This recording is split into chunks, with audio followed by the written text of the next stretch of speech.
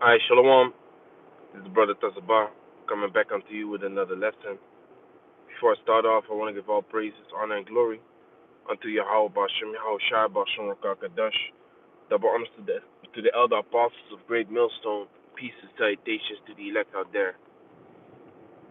They're spreading this word and sincerity and truth all over the four corners of the earth. Gone. I just turned on the lights, man. Just go through the spirit. I open up my phone and I open up the Bible app. I see it's on James chapter 3. Okay, so I'm going to see James chapter 3, verse 13. Who is a wise man and endued with knowledge among you? Let him show out of a good conversation his works with meekness and wisdom. So I heard Elder Apostle Ramlab speak yesterday in a live lesson. He mentioned we got rank and order. We got rank established to maintain the order. You understand? When you're in this truth, a certain order has to be maintained. For example, in the camp, all right, when everyone want to teach, everyone want to say something, everyone has something to mention. But if everyone has just the freedom to talk whenever he wants, then this ranking is established so that we can speak one by one, and we know when we can speak and when we cannot speak. Who is over you talking? Let him talk. But still, there is room to let another brother come in and give his 2 cents, man. All right, that has always been, and if that's not the case in camp, you should talk about it. If you never have room to say something, or to mention something that you have heard or seen in the live lesson, not in the live lesson, yeah, maybe in a live lesson, or something you've seen in the internet, on the internet, you should always be able to mention it in the camp session or whatever. But in meekness and humbleness, we say, can I say something? Or and then I never seen anything coming up like, or almost never seen like, no, shut the fuck up, or not now. Of course, the teacher of the camp, he's in control of the teaching, and he might want to reach a certain point. So he might say like, hey, I'll hold that thought. Let me finish this real quick. But that has nothing to do with authority or power trip or anything. You understand? So those that endue with wisdom among you, let them walk in meekness and holiness. And that is the thing. Those that have wisdom oftentimes sit in a higher position, or have a higher position, or have more responsibilities in the camp. So 1 plus 1 is 2. You have this wisdom, you got to be able to handle it and to work with it the correct way. Shalom Makaya Bashim Yashab Bashim Kakadash Brakata. You got to be able to handle it the right way. I've seen over the years, man, I've seen dudes going on a power trip, man. Like, dude gets a certain position and he starts bugging the fuck out, man. Not only in the truth, but also in the world, man. Certain people are just not meant to have a leading position, because they're gonna be besides themselves, man. They're gonna walk next to their shoes, like they say in the Dutch. You're gonna walk next to your shoes, meaning like you even think you can do it better than your shoes. You feel very proud about yourself. You understand? So you gotta walk with wisdom, man. You gotta walk with meekness. Okay? Let me read it again.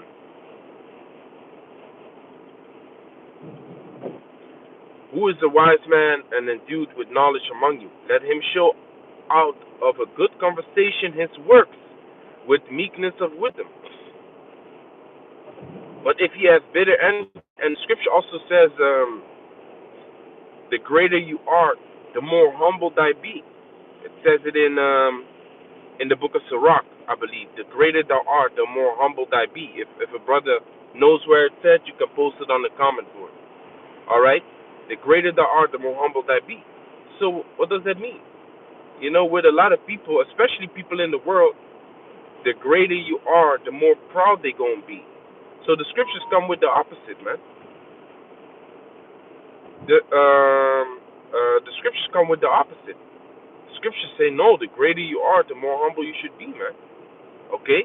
Like it also mentions concerning a king serves the people. But he's the greatest man. He's on top of everyone. But he has to serve the people. He has to do everything in his power to give the people what they need and deserve. But a wicked king is only concerned about himself. A wicked king only cares about filling his own belly. But guess what? You are a king over people. If there is no people, then what are you a king over? Absolutely nothing. You understand? So this is James chapter 3 verse 14. But if ye have bitter envying and strife in your heart, glory not and lie not against the truth. And that's the case with a lot of individuals out there, man. Okay, they have bitter envying and strife in their heart. All right, who has the best camp? Who has the best position? Who's the greatest? Who's the deacon? Who's the who's the bishop? Who's the how you call that? The chief priest. You already know where I'm heading with that. You got Genesis. You got ISUPK. You got Gorilla Hebrew bugging out. I don't know what the fuck happened with him after his begging situation. But you understand, you got all these individuals, you know, worrying about their position and who they are in Israel. Meanwhile, you have the elder apostles of Great Millstone just preaching the word, man. That's all you got to do. Just preach the word. Just bring out these videos, man. Just bring out the edification, man. Stop worrying about all this bitch shit, man. It's some female type of shit, man. Strife and envying. The word envy goes into jealousy. You jealous of another man. That's weak as hell, man. Why the fuck would you be jealous of another man? That's doing good. Okay, that is handling his business among the nation of Israel, preaching the word. All right. If anything, you gotta be jealous of is the spirit that the Heavenly Father has bestowed upon this man. Okay, to be on fire for the truth, and pray that you get the same spirit, man. Or like Elijah, like Elisha with Elijah, I want to have a double portion of yours. Elijah was like, well, I don't know if you're gonna get that, but you know, it was a righteous desire, man, to have the double portion of what Elijah had concerning the spirit. You understand? I I prayed for the spirit of the elder apostle Tahar. You know, the spirit that the elder apostle Tahar is in. I prayed for that back in the days. I remember. I prayed for the spirit, you know, of certain elders to have that type of spirit, you know, that fire. You can pray for that, man. You can be jealous of a man in righteousness, wanting to have that spirit of prophesying. Okay? The scriptures even says, covet to prophesy, which the word covet means to be greedy. So you got to be greedy towards that, man. You got to be greedy towards pushing this truth and having that spirit of wisdom out there, man, and flowing. But at all times, you got to keep that humble and meek spirit, man. All right? Let me grab these precepts real quick on the comment board. All right? The brother Dhammawatia, Proverbs 25, verse 28. He that had no rule of his own spirit is like a city that is broken down and without walls. Yeah, if you are a city without walls, you're like a city without walls. Guess what? Anything can agitate you. Anything can mess you up and make you lose your job or make you get suspended in the camp because you're like a wildfire, man. You have no rule over your spirit. Everything agitates you. Everything, messes you up to the point that you're not even able to fucking handle your business, man. And we in this truth are heavy on handling your fucking business, man. When it comes down to things in the truth, but also when it comes down to things in your life, man. You gotta handle your fucking business, man. You gotta be a man. Now we don't need to know the ins and outs of your life or of your household, but we do expect you to take care of it. Don't come to the camp and say, "Yeah, Akim, I can't stay because my wife has this or that," or You know, nah, man, handle your business. Or I can't come to the camp because I have no car. What kind of shit is that, man? There's trains, there's brothers with cars, public transportation. Some brothers even live close to the camp. Grab a fucking bike, man, or fucking walk to the camp. Good for your conditioning too. You understand? So, like it, man. I gotta laugh. Fix it, man. You understand? Be a man. Don't lay your problems on the lap of other brothers and make them look for a situation. Handle your own shit sometimes, man. That's what we want to see in this truth. You handling your business. Yahweh Bashem Yahushua wants to see that. Instead of being like a child and always giving your problems to someone else and letting him fix it. You understand? If there's a problem you can fix yourself, then keep it to yourself. There's no need to mention it to others. If there's a problem that you really need someone's help for, like for example transportation to a farther destination, and you know brothers driving from the same city or whatever, contact the brother, man. But don't contact him 10 minutes before you leave. Contact him the day before or early in the morning. Call him up. Don't just send a text. Yeah, he didn't reply to my text. All that type of nonsense is bullshit, man. You understand? So that was rule your spirit, right? So then the brother put Sirach 3 and 18. The greater thou art, the more humble thyself, and thou shalt find favor before the Lord. You understand? But in the minds of these dudes, it's the opposite. The greater thou art, the more greater they have to portray themselves, riding on a horse, sitting upon a goddamn throne, on the Pasach, sitting on the throne, sitting on a throne on the Pasach, like he's fucking Thanos. Meanwhile, it's woman be doing vile stuff with this. Man, I don't know what. I don't even want to go into that. You know what I'm talking about, right? But you're sitting on a throne like you fucking Thanos. That's not a meek and humble spirit, man. That's you a proud individual, man. Okay, yeah. First Peter 5:5. Yeah, likewise, ye younger, submit yourselves unto the elder. Yea, all of you be subject one to another, and be clothed with humility. For the Most High resisteth the proud, and giveth grace to the humble. That's it, man. The Most High giveth grace to the humble, man. With a humble and meek spirit, you get way farther than farther, whatever. You get way further than, always walking with the spirit upon yourself like you are somebody. Among the camp, among your own camp.